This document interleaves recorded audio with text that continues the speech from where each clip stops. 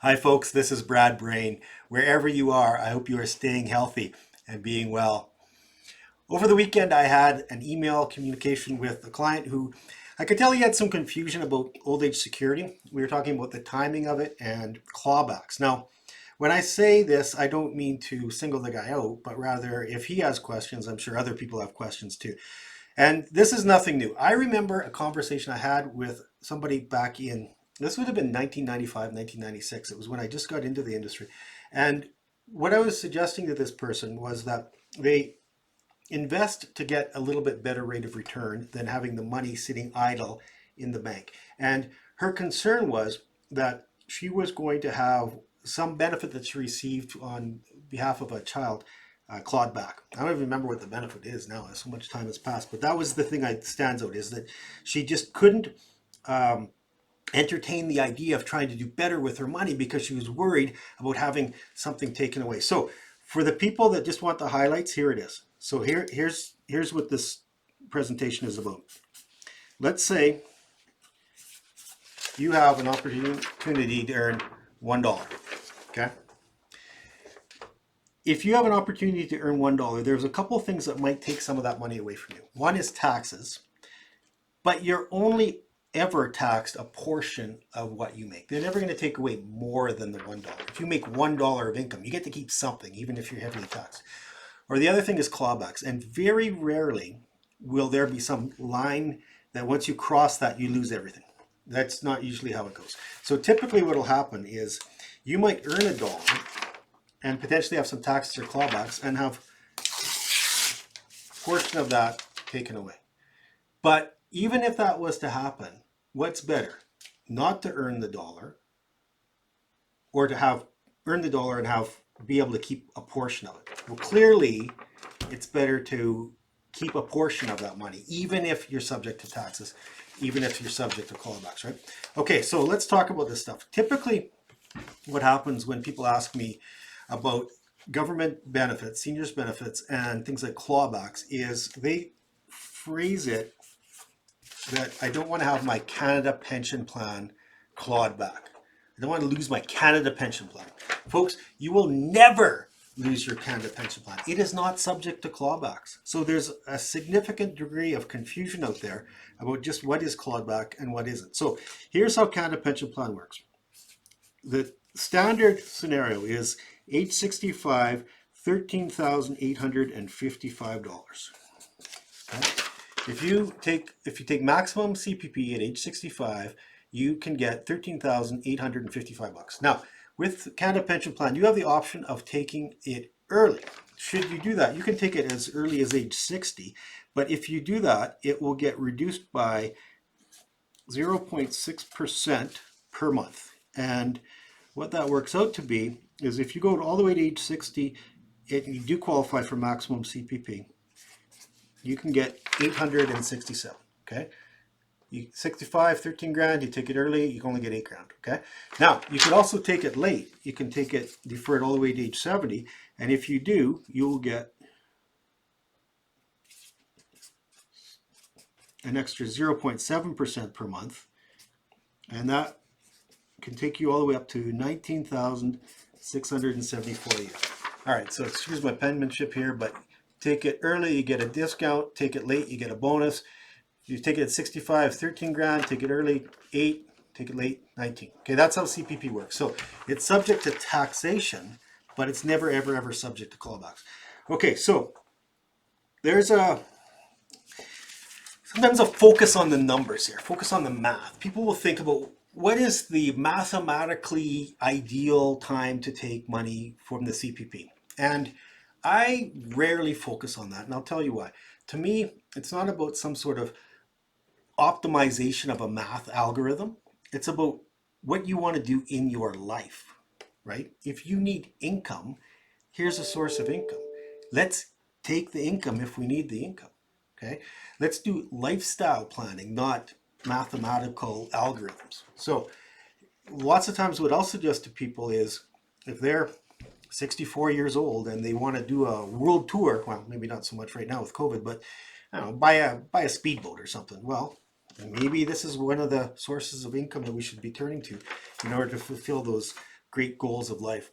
All right, now, next thing we're going to focus on is the Guaranteed Income Supplement, GIS. All right, so sometimes people get a sense of entitlement when it comes to seniors benefits. And let's keep things in perspective here. The Guaranteed Income Supplement is designed for low-income seniors. This is something that it will get clawed back really quickly. And the reason for that is if you are making a modest amount of money, you're not a low-income senior anymore, right? So you can earn $3,500 before it will get clawed back. And then there's some nuances, but generally speaking, if you're making more than, where did that number go now? $18,824. Okay. If you're somewhere in this range between 3,500 and 18 grand, then you can get the Guaranteed Income Supplement. So I've had some people be artificially in a low income bracket because they actually have a lot of wealth. They just aren't, it's not, for whatever reason, not a lot taxable that year. And then they kind of look at this and say, hey, can I get in on this action? Well, with good planning, maybe you can, but it's hard to keep you in a low income bracket forever if you have wealth, right? Sooner or later, you're going to have capital gains, you'll have interest, you'll have dividends, RIF withdrawals, whatever it might be. Even the OAS and CPP, right? That's income as well. So to keep your income below 18 grand for a long time, it's going to be hard if you have wealth. So if you have wealth and you disqualify yourself from the GIS, don't feel bad. It was never intended for you in the first place. It's for the people that don't have even $18,000 a year to live off of. Okay, that's who this is for. This is so that people don't starve. This is what this is for. Okay, so the GIS, it will get clawed back quickly. If you're making more than 18 grand a year, you're probably not going to get a sniff of it, and that's totally fine. It's not intended for you. All right, now here's the one that is more applicable to more people and is subject to clawbacks, the old age security payment. Okay, so you know what? Let me just flip back to CPP. Canada Pension Plan, it is based on your contributions through your work history, okay? OAS is not. You've never contributed to OAS. OAS is about residency, okay? It's not funded by any money that you've put into the plan, so don't feel bad if you don't have anything later on. You didn't contribute to this. This comes from general tax revenues. So, of course, you pay taxes, but not specifically to that you eventually get a promise of having anything come back to you in the form of old age security. Guaranteed Income Supplement is based on income. All right, so OAS, now here you can take it at age 65 and your maximum old age security is 10,000 and, sorry, that's the wrong number. 7,370 at age 65, okay? Now you can't take it early. This is going to be at least 65 before you start, but you can defer it to age 70 if you want.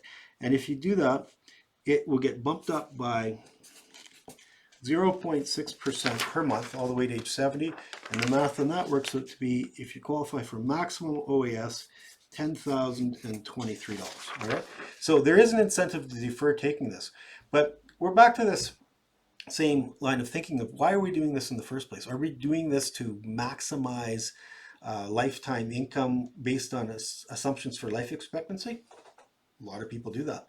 What I'd say is let's make decisions that are consistent with your objectives. So if you're 65 and you need money, maybe you could get a higher income stream if you live to age 100 and you deferred, but you don't know that in advance, right? You don't know how long you're going to live.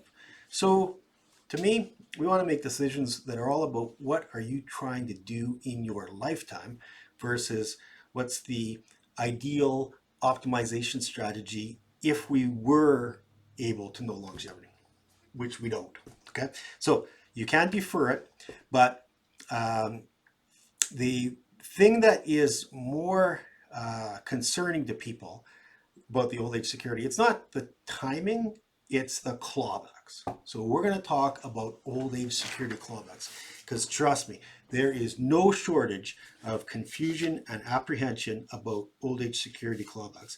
And I guess rightly so, right? Like nobody wants to have money taken away from them, of course. Okay, so here's the thing about it. No, old age security clawbacks do not start until you have $77,580 of income in retirement. right? You are 65 or older and you got $77,000 of income coming in. You're doing okay. But here's the part about this. You don't lose your benefits completely at 77 grand. They're not lost till you hit $128,149. Now, here's something where we just recently came speaking with that fellow who had some questions.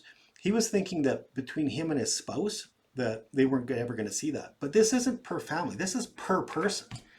In other words, you would have to have a family income of $128,000 times 2 for you not to see anything from OAS. Okay, so that's a lot of money. And frankly, if you're making $250,000 in retirement, you're probably not too much worried about the $600 a month or so in OAS you're going to get, right? So, or you could get if you had a substantially reduced income.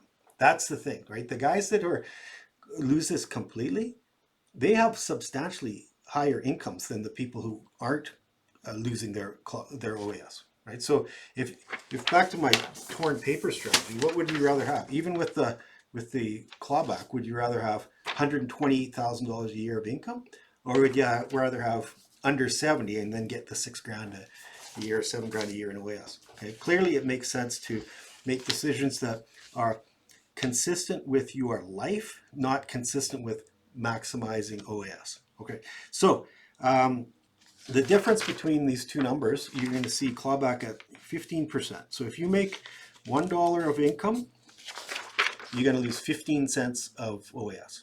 And it takes you all the way up to 128K before it's lost completely. So here's the thing. A lot of times people will be on track for maybe $30,000 or $40,000 of income in retirement, and they'll be super fearful about OAS clawbacks. And, you know, I would be too. If I was going to have $30,000 of income in retirement, that's only $2,500 a month. You know, I got housing, I got food, I got gas. That's like pretty easy to spend $2,500 a month on medical costs.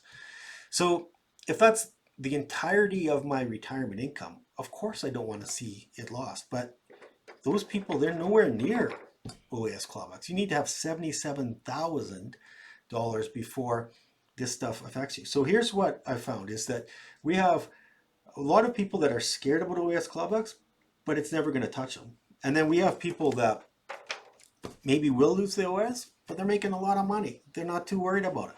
So when it comes to this type of stuff, please make informed decisions.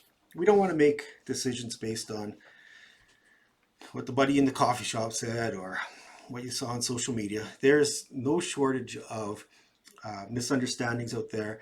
There's no shortage of baseless apprehension for things that will never affect you. The right thing to do is figure out what is important to you. What are you trying to do in your life? What are your great goals? And perhaps with sitting down with a professional financial advisor, the next step is, what do you need to do in order to accomplish them? Because if you have those things sorted out, then things like OAS clawbacks, they quickly fall into place in the big picture. I hope you're doing well. I'm Brad Brain. If there's anything I can do for you, if there's any questions that I can answer, please let me know.